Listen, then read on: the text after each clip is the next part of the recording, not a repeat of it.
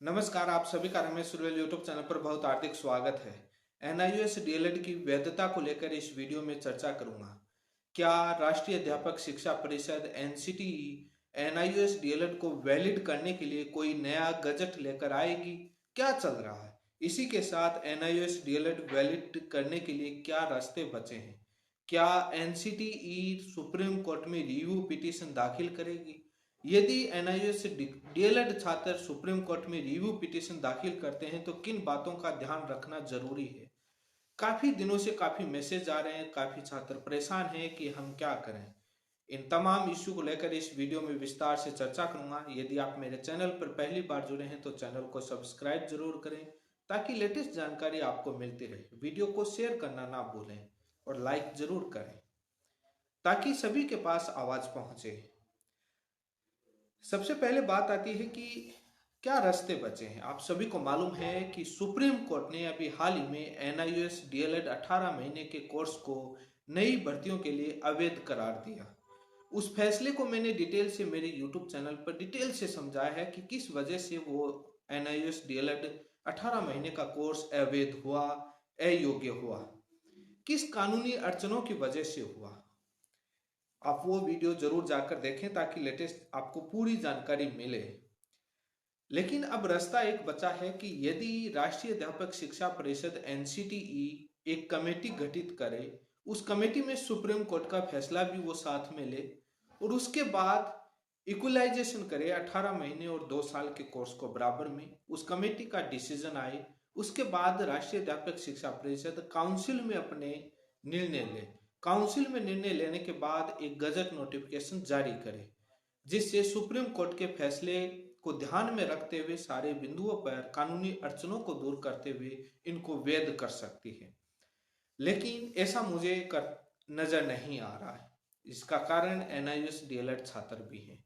जब DElEd versus BEd विवाद मामला प्राइमरी भर्ती से जब बीएड बाहर हुआ था, तब बीएड वाले अभ्यर्थी कितना एक्टिव हुए थे, किस प्रकार से मीडिया को के अंदर खबरें छपी, तमाम लोग आए। लेकिन जैसे ही एनआईओएस डीएलएड का मामले का सुप्रीम कोर्ट से फैसला आता है, तब उसके बाद कोई खास रुझान सामने नहीं आते हैं छात्रों के।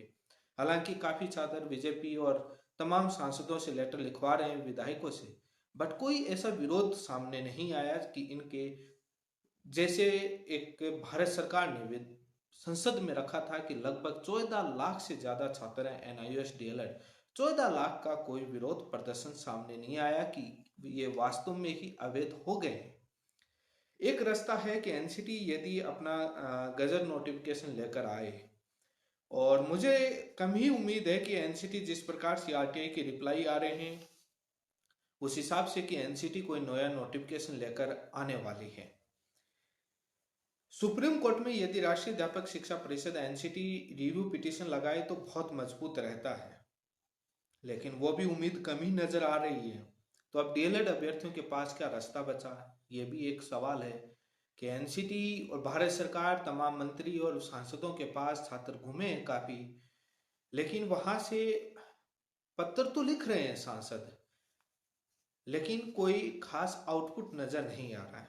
जो अभ्यर्थी घूम रहे हैं उनसे कहना है मेरा कि वो सांसदों से पत्र ही नहीं, भारत सरकार के केंद्रीय शिक्षा मंत्री, एनसीटी के चेयरमैन से बात भी करें और वो उनको समझाएं कि इश्यू क्या है। पत्र लिखने से पता नहीं कब कार्रवाई होगी, तब तक कई राज्यों की भर्ती प्रक्रियाएं आगे बढ़ चली जाएंगी और आप बाहर होते चले जाएंगे, उस अन्याय की भरपाई नहीं हो पाएगी।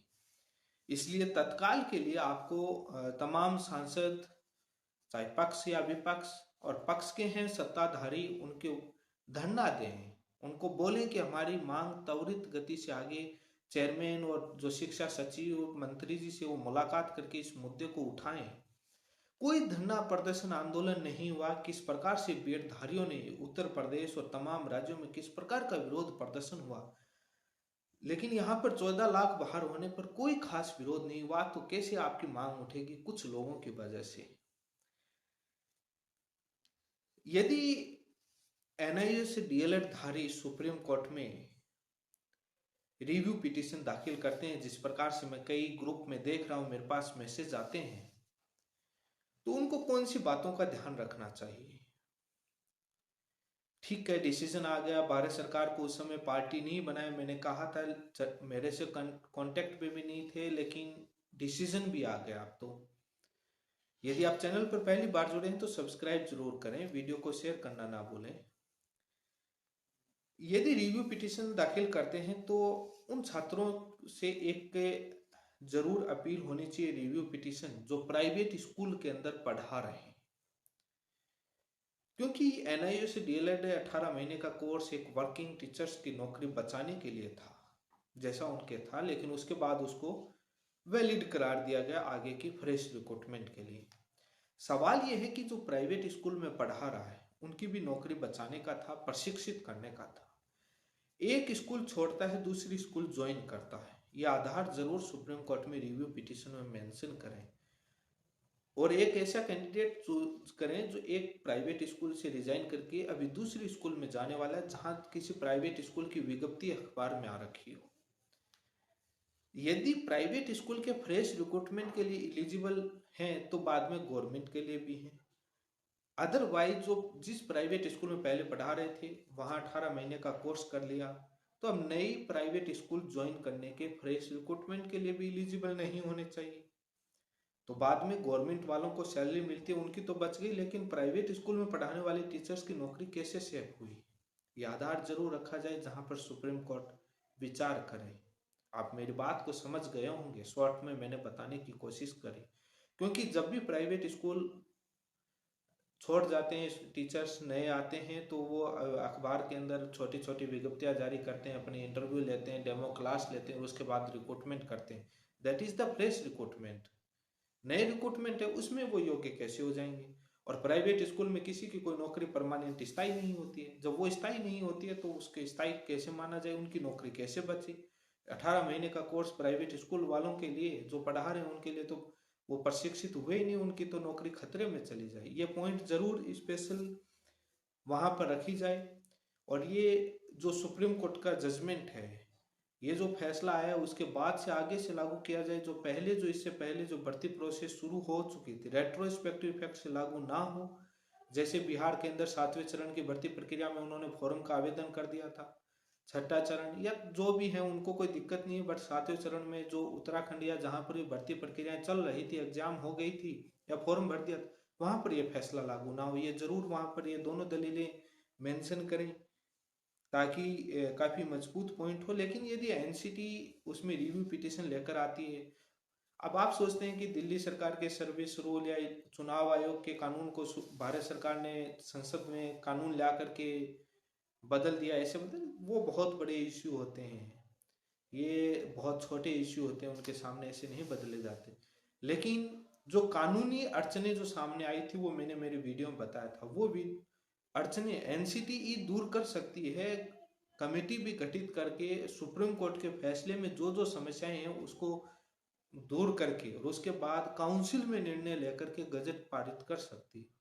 लेकिन मुझे ऐसा लग नहीं रहा, जिस प्रकार से जो तमाम जो जगह से जो खबरें आती हैं, और सुप्रीम कोर्ट में रिव्यू पिटीशन का भी अभी लग नहीं रहा। हालांकि एनसीटी का गोपनीय निर्णय है, वो क्या निर्णय लिया है सुप्रीम कोर्ट के फैसले पर, क्या विचार कर रहे हैं, लेकिन जो आरटीआई में रिप्लाई आ रहे हैं उस हिसाब से लग नहीं रहा कि वो कुछ करने वाले हैं।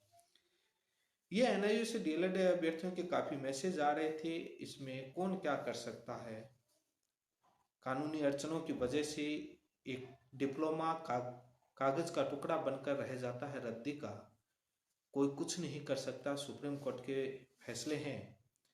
यहाँ बीएड वाले ज्ञान आते हैं, दोनों मैटर अलग हैं, और उसमें दोनों को लेकर के मैंने डिटेल से बताया भी है पीछे वाली वीडियो में कि रेट्रोस्पेक्टिव इफेक्ट से फैसला लागू नहीं होगा। जो ज्वाइन कर चुके हैं उसको मैंने जो सुप्रीम कोर्ट का फैसला समझाया था उसमें वीडियो में लास्ट में समझाया था, वो वहां पर जाके देख लें। इसी के साथ आप सभी का बहुत बहुत धन्यवाद।